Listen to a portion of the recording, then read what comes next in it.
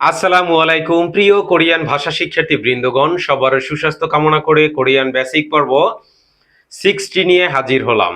আজকে 60তম পর্বে আমরা যে বিষয়টি আলোচনা করব সেটি হচ্ছে কোরিয়ান কিওয়ার্ড বাংলা অনুবাদ। কিভাবে আমরা বাংলা অনুবাদগুলো কোরিয়ান থেকে বাংলা করব এবং বাংলা ভাষাটাকে কোরিয়ান রূপান্তর করব, বা কিভাবে সেই বাক্যটি বলতে হয়, বাক্য গঠন করার একমাত্র রূপ যাটা আপনাকে বলতে হবে, সেই বিষয়টি অবশ্যই আমাকে স্মরণে রেখে থাকতে হবে, যাতে আমি সেই বাক্যগুলো একজনকে বলতে পারি এবং সে সেটা বুঝে রিপ্লাই করতে পারে। আমরা আজকে যে বিষয়টি নিয়ে আলোচনা করব সেটি হচ্ছে কোরিয়ান বাংলা অনুবাদ এবং কি বাক্য বাংলা অনুবাদ এবং কিওয়ার্ড বললেও হয়। এটা আমরা এখানে প্রথমে যেটা লিখে রেখেছি, দেখুন ফার্স্টে যে অপশনটি আছে 1 নম্বরে, সেটি হচ্ছে কোরিয়াতে কিভাবে বলতে হয় আমি তোমায় ভালোবাসি। জাস্ট যদি আমি আপনাকে একটা কোশ্চেন করি, আপনি কোরিয়ান ভাষা শিখছেন, অথচ আপনার ফ্রেন্ড সার্কেল যদি জিজ্ঞেস করে, কিরে বন্ধু, এটা কিন্তু আগ্রহের একটি বাক্য, যে বাক্যটি সব থেকে বেশি গুরুত্বপূর্ণ। যদি জিজ্ঞেস করে, বন্ধু তুমি তো কোরিয়ান ভাষাটি শিখেছো, সেক্ষেত্রে কি তুমি জানো যে আমি তোমায় ভালোবাসি কোরিয়ান ভাষায় সেই ওয়ার্ডটি কি হয়? আপনি তো না জানলে তখন বলবে কি ভাষা শিখলে। জাস্ট এটা শিখলেই যে আপনি কোরিয়ান ভাষা শিখছেন এমনটি নয় আমার বলার ধরনটি। জাস্ট এটা হচ্ছে একটি কি আবেগঘন কথা। যদি আপনাকে, যেহেতু আপনি ভাষাটা পারেন, কিছু ওয়ার্ড থাকে, কিছু বাক্য থাকে মৌলিক, যেটা মানুষ জানার আগ্রহ প্রকাশ করে। একজন আপনার থেকে জানতে চাইলে কিন্তু সব ভাষাটি স্পেসিফিক্যালি জানতে চাইবে না, জাস্ট কিছু কিছু বাক্য জানতে চাইবে, যেটা তার হয়তো বা প্রয়োজন। সেটা তার ভিতরে হচ্ছে কি এই বাক্যটি, আমি তোমায় ভালোবাসি বা আমি তোমাকে ভালোবাসি, কোরিয়ান বাক্যটি সেটি কি হবে? তাহলে আমি তোমায় ভালোবাসি বা আমি তোমাকে ভালোবাসি, সেটি স আসা র আয়ং রাং সারাং হে। উচ্চারণটি কি হবে? সারাঙ্গে, সারাঙ্গে। কিন্তু এখানে কি আছে? সারাং হে। এখন সা রা, এখানে হচ্ছে কি ইয়ং, তাহলে এখানে কি হলো? সারাং। তাহলে আমরা সারাং পেয়ে গেলাম। এখন সারাং হলো একটি বাক্য, এরপর হলো কি দেখুন, হিয়ত ইয়ং ওয়ে, তাহলে কি হলো এখানে? হে। তাহলে সারাং, এখানে হলো কি হে। কিন্তু যখন আপনি এটি বলতে যাবেন তখন কি হয়ে যাবে? সারাঙে। ওই যে হে, হেটা তখন কি হবে? উচ্চারণটি চেঞ্জ হয়ে যাবে, সারাং হে, সারাঙে। ওই যে এ গে এর ভিতরে চলে গেল, সারাঙে, সারাঙে, এটা। তাহলে আমরা দ্বিতীয় যেটি আছে দেখুন, স আসা র আরা, এখানে ইয়ং সারাং হে ইয়ো। এখানে শুধু কি ছিল? হে। এখানে কি? হে ইয়ো সারাং, হে ইয়ো সারাং, হে ইয়ো। তাহলে এখানে আমার শব্দটি চেঞ্জ হয়ে গেল। এখন চেঞ্জ হলো, আসলে এটার কারণ কি, কিসের জন্য চেঞ্জ হলো, আমাকে কি করতে হবে? প্রথমে এই বিষয়টিকে বুঝতে হবে। আমি যদি এখানে একটু আপনাদের দেখাই যে আসলে এখানে দুটি হওয়ার কারণ কি, সারাঙে আর সারাঙেও, সারাঙ্গেও দুটি বাক্য। তাহলে প্রথম বাক্য যেটি আছে সারাঙ্গে, আমি একটু লিখে নেই, সারাং, তা কি হলো? সারাং হে। হে যদি আমি লিখি তাহলে এটা হলো হে। এখন সারাং হে মূলত ব্যবহৃত হয় বন্ধু বান্ধব এবং অতি সাধারণ ক্ষেত্রে, এই শব্দটি ব্যবহৃত হয় সারাঙে। এখন এটি কি সাধারণ অভিব্যক্তি, সাধারণ ক্ষেত্রে ব্যবহৃত হয়। দ্বিতীয় যেটি আছে সারাং হেইও, সারাং হেইও। এখন এই যে শব্দটি, বাক্যটি, এই বাক্যটি কোথায় ব্যবহৃত হয়?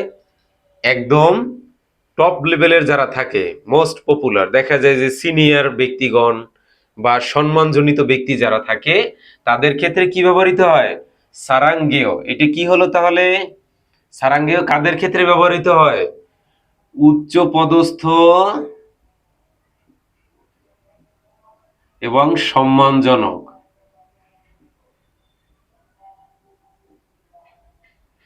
এই দুইটা ক্ষেত্রে কি হয়? সারাঙ্গেয় এটা ব্যবহৃত হয়। আর শুধুমাত্র সারাঙ্গে আমি তোমায় ভালোবাসি এটা কি সাধারণ ক্ষেত্রে এবং বন্ধু বান্ধবের সমন্বয়ে যারা আছে তাদের ক্ষেত্রে। দ্বিতীয় যেটি থাকে দেখুন, সেম একটাই, এখানে ছিল কি ভালোবাসি, এখানে হচ্ছে কি ঘৃণা করি।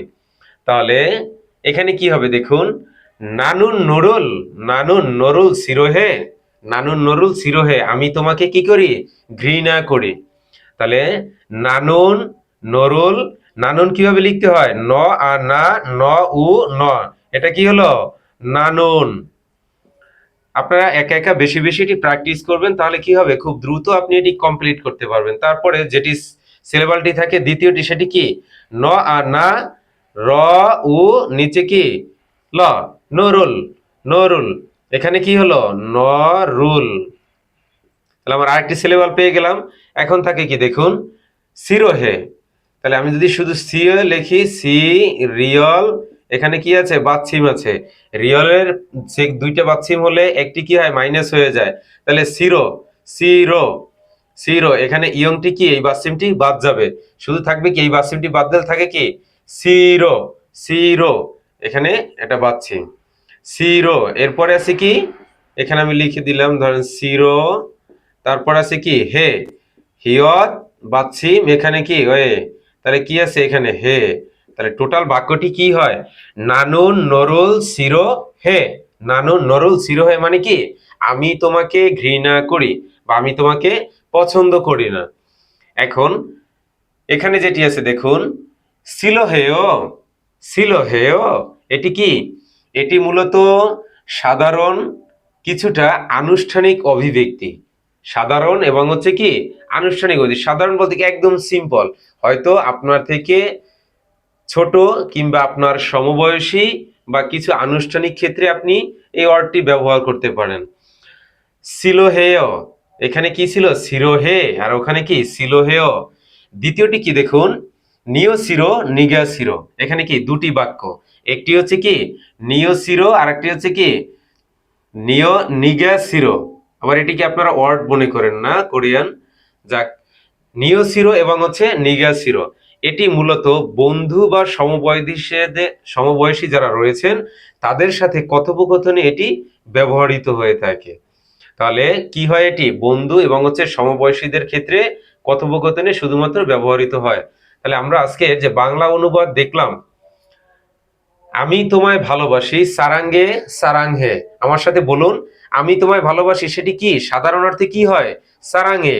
আর যদি আপনি একটু আনুষ্ঠানিক অভিব্যক্তি প্রকাশ করতে চান, সেখানে কি হবে? সারাঙ্গে ইয়ো, সারাঙ্গে ইয়ো। আমি তোমাকে ঘৃণা করি, নানুন নরুল সিরোহে, নানুন নরুল সিরোহে, আমি তোমাকে কি করি? ঘৃণা করি, পছন্দ করি না। তারপরে এখানে কি রয়েছে দেখুন, এটির যে একটি সাধারণ এবং কিছুটা আনুষ্ঠানিক অভিব্যক্তি হিসেবে যখন প্রকাশ পাবে সেটা কি হবে? সিলোহেয়।